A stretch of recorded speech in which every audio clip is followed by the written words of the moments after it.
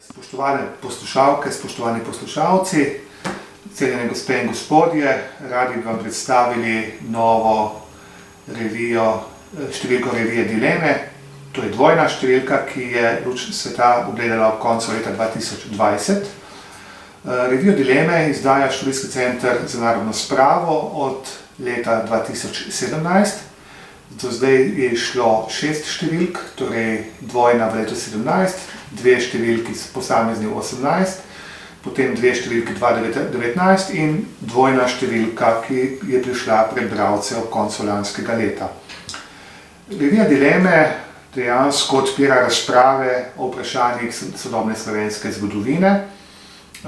Pester nabor člankov, ki ga pripravljajo tako sodelavci Študijskega centra za narodno spravo, kot tudi gostujoči pisci, kolegi in kolegice iz drugih ustanov, tako od doma kot domovine, torej iz zamejstva in pa tudi iz tujine, nam dejansko prinaša zanimivo branje. Kot glavni urednik revije vam ponujam tudi to številko, postavljam pred vas in upam, da se z doseženim bomo nekako potešili vašo vedoželjnost.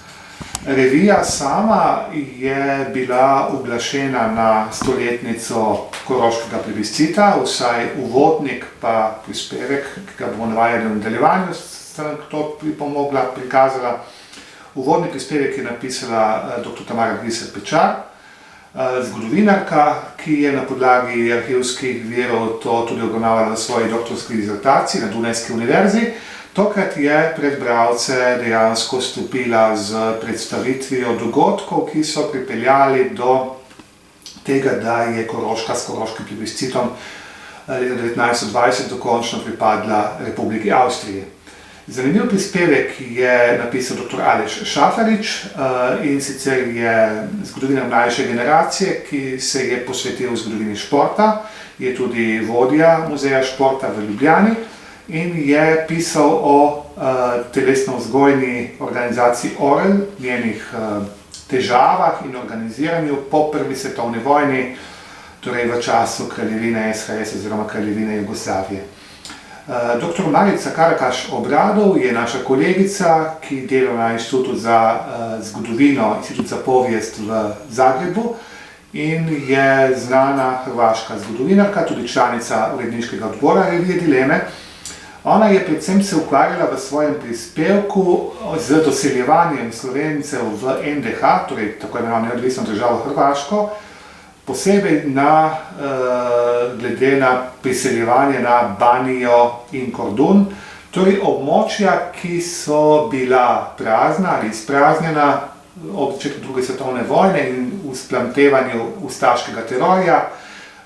Ljudje so se, predvsem srbsko prebivalstvo, se je izseljevalo, je bilo pobito in na njihove domove so hrvaške oblasti NDH naseljevale pregnane Slovence, ki so se na Hrvaško prišli naseljevati v okviru hrvaško-nemške politike naseljevanja oziroma izganjanja Slovencev iz okupirane Štajerske in Gorenjske. Dr. Damjan Hančič, sodelavec Študijskega centra za narodno spravo, je v svojem članku Revolucija v okupirani Ljubljani v letih 1941–1942 se osredotočal predvsem na žrtvoslovni prikaz posledic revolucionarnega nasilja v prvem obdobju druge svetovne vojne. Govorimo o obdobju med julijem 1941, ko se začne revolucionarno nasilje v Ljubljani, do nekje pozne jeseni 1942 z umorom Bana Tlačna, ko gre dejansko v neko drugo fazo. V tem obdobju so pripadniki partizanskega gibanja oziroma sodelavci pripravili v Ljubljani okoli 200 atentatov na dejanske in tudi namišljene sodelavce okupatorja, italijanskega okupatorja. Od tega je bilo kar 170 atentatov, recimo temu, uspešnih. Kolegica Mirjam Dujo-Jurjevčič je pripravila zanimiv prispevek na podlagi arhivskega gradiva, literature in tudi ustnih pričevanj, ki se osredotoča na 6 medvojnih občin na južnem Notranjskem, o dilemah takratnega prebivalstva na Notranjskem podeželju. Torej, kakšne so bile njihove izbire glede tega, ali je kdo postal se je priključil partizanskemu gibanju oziroma se je priključeval potem tudi vaškim stražam oziroma pozneje tudi slovenskemu domobranstvu. Kolegica Jelka Piškorič ki se zaposlena v Študijskem centru za narodno spravo, ki se ukvarja predvsem z novejšo zgodovino Ljubljane, ljubljanske okolice v letih po drugi svetovni vojni, je dejansko v svojem prispevku obravnavala upravni razvoj območja nekdanje občine Ljubljana Vič-Rudnik, ki je seveda z uvedbo komunalnega sistema v letu 1955 prinesel tudi spremembe organizacijo in obsegu delovanja tedanjih komunalnih oziroma socialističnih občin.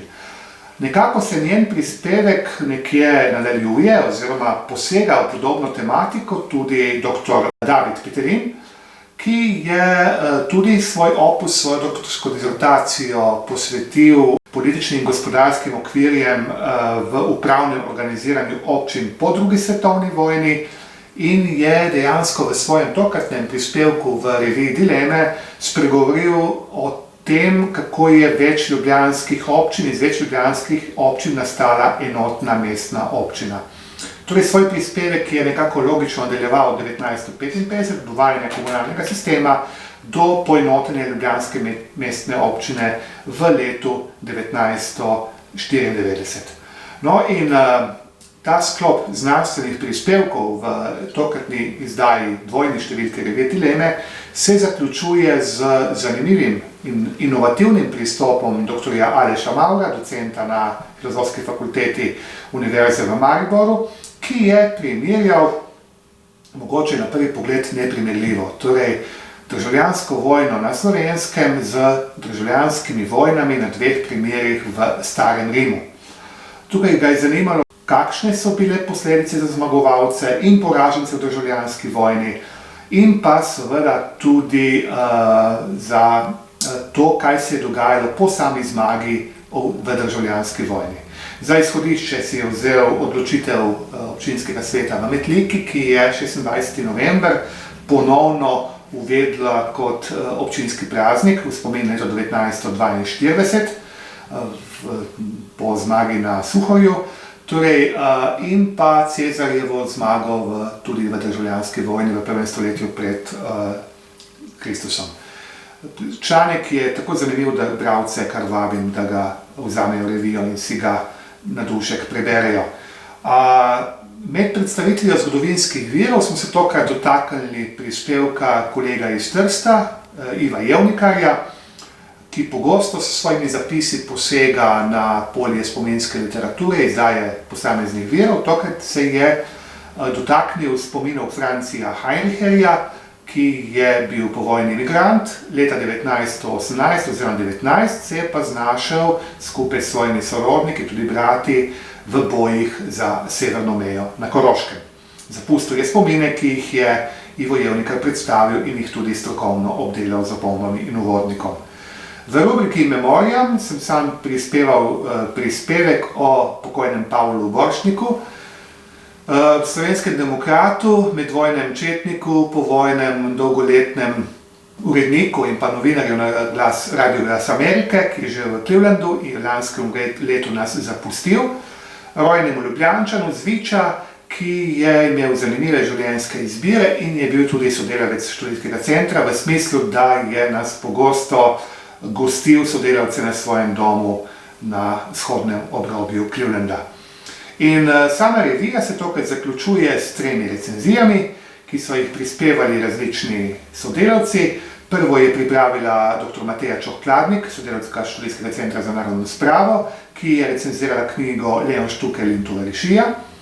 Dr. Tomaž Kladnik je pripravil zanimivo recenzijo knjige Jožeta Možine Slovenski razkol in pa Renato Podbersič starejši, ki je recenziral knjigo Z udarno pestjo avtorja Sandra Oblaka, ki govori o revolucionarnem nasilju na cerkljanskem območju na severu Primorske. Torej, upam, da je ta kratka predstavitev, spoštovane gledalke in gledalci, vas navedla k temu, da novo številko revije Dileme vzamete v roke, si jo preberete in pa nestrpnostno pričakujete prvo letošnjo številko, ki je že v snovanju. Do takrat lep pozdrav!